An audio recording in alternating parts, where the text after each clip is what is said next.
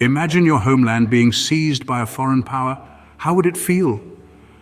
This is a reality that the people of the Congo had to face on February 5, 1885, when King Leopold II of Belgium boldly staked his claim on their land, giving birth to what would be known as the Congo Free State.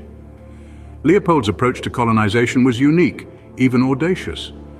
Unlike other European powers that controlled their African territories as colonies, Leopold took a more personal approach. He claimed the Congo as his own private possession, a vast playground where he could exercise his ambitions and desires. You see, Leopold was a man with a vision. He believed he was destined to bring civilization to the people of the Congo, a massive region located in the heart of Central Africa. He sold this vision to the world, painting himself as a benevolent monarch with a mission to uplift and enlighten the so-called uncivilized Congolese people. What if your ruler cared less about you and more about your land's resources? Imagine waking up to this chilling reality every day. This was the life of the Congolese people under the reign of King Leopold II. For the Congolese, life was not about living but surviving, and survival came at a heavy price.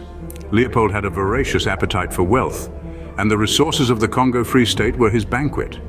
Rubber and ivory in particular were on the king's menu, and the Congolese were forced to serve.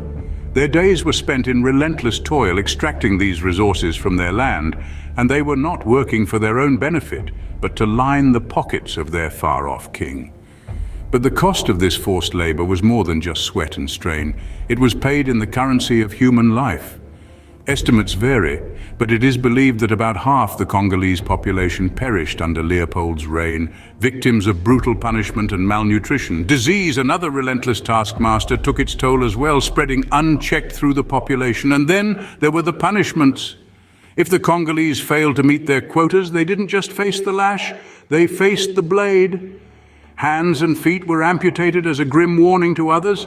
It was a reign of terror, a reign of blood and pain, a reign that valued resources above human life. Yet, amid the horror, there was resilience. The Congolese were not merely victims, they were survivors. They endured, they resisted. They fought back against the brutality, against the exploitation, against the man who saw them not as people, but as tools to be used and discarded. In the face of such overwhelming hardship, the spirit of resistance remained alive in the hearts of the Congolese people. A spark of hope that refused to be extinguished. A beacon in the darkest of times, a testament to the enduring strength of the human spirit. Yet the spirit of resistance remained alive in the hearts of the Congolese people. How far would you go to regain your freedom? This is a question the Congolese people confronted daily under the ruthless reign of King Leopold II. The Congolese people were not passive observers of their own subjugation. They resisted, they fought back. In the face of staggering cruelty, they stood up for their dignity, their rights, and their freedom. Several rebellions sprung up across the vast expanse of the Congo Free State, each one a testament to the indomitable spirit of the Congolese people. The first significant uprising came from the Batitela tribe in the late 1890s. This was a tribe known for their warrior spirit, and they did not take lightly to the forced labor and brutal treatment meted out by Leopold's forces. Their rebellion was a beacon of hope, a call to arms for other oppressed tribes. Not too long after, the Pende and Kuba tribes rose, galvanized by the Batitela's defiance. These uprisings were not isolated incidents. They were sparks in a tinderbox, a collective outcry against the horrendous exploitation of the Congolese people. However, Leopold was determined to maintain his stranglehold on the Congo and its resources. His response to these rebellions was swift and brutal. The Force Publique, Leopold's private army, was unleashed upon these brave rebels, crushing their uprisings with ruthless efficiency. The resistance was met with a wave of violence that was meant to instill fear and quash any further attempts at rebellion. But the Congolese spirit was not so easily broken. Despite the violence and the terror, the people of the Congo continued to resist. They continued to fight for their freedom, their dignity, and their right to live without fear or oppression. Even in the face of such tremendous adversity, they did not yield. Their struggle was a testament to the courage and resilience of the human spirit. It was a message to the world that even in the darkest of times, the flame of resistance can never be extinguished. But the cries of the oppressed were not confined to the borders of the Congo. When does the world take notice of a remote suffering? It's a question as old as time, and in the case of the Congo Free State, it took a few decades for the international community to truly grasp the depth of the atrocities committed under King Leopold II. As whispers of the inhumane conditions and brutalities turned into undeniable evidence, the world began to see the Congo Free State for what it truly was, a land of horror under private ownership. The details were nothing short of chilling. Half the Congolese population perished due to punishment and malnutrition. Those who survived endured disease, torture, and amputations as a form of punishment. A land that was supposed to be civilized was now a living nightmare for its people. These revelations sparked international outrage. The fact that such cruelty was being inflicted under the guise of civilization was not just shocking, but deeply disturbing. The world had been silent for too long, and it was time to raise its voice.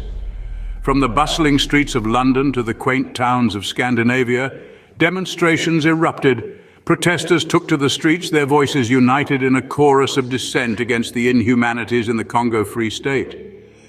They demanded an end to the human rights abuses, they demanded justice for the Congolese people, and they demanded accountability from King Leopold II. The pressure continued to mount, pamphlets were distributed, speeches were made, and the cries for justice grew louder. It was a global call to action that couldn't be ignored. The world was no longer a passive observer. It was an active participant in the fight against the injustices in the Congo Free State. In the face of this international pressure, the walls of King Leopold II's private kingdom began to crumble.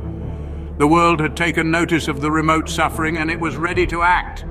And finally, the world didn't just watch and condemn, it acted.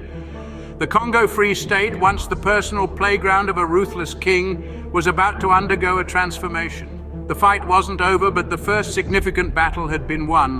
What happens when the world forces a king to relinquish his personal playground? At the dawn of the 20th century, the horrors of King Leopold II's reign over the Congo Free State were no longer a hidden secret. As word of the atrocities spread, a wave of international outrage swept across Europe. The world had woken up to the reality of the Congolese plight, and they were not about to turn a blind eye. The relentless protests and demonstrations by human rights activists and ordinary citizens alike forced the world to act. The international community, led by European powers, began to exert pressure on King Leopold II. The message was clear: enough was enough. In 1908, the mounting pressure reached a tipping point. King Leopold II, cornered and with no way out, was forced to give up his personal possession. The Congo Free State was no more. In its place emerged the Belgian Congo under the administration of the Belgian government. The transformation into Belgian Congo did not spell immediate relief for the Congolese people. They remained under colonial rule, their lands still controlled by foreign powers. Yet this marked a significant shift. No longer was the Congo the playground of a single man.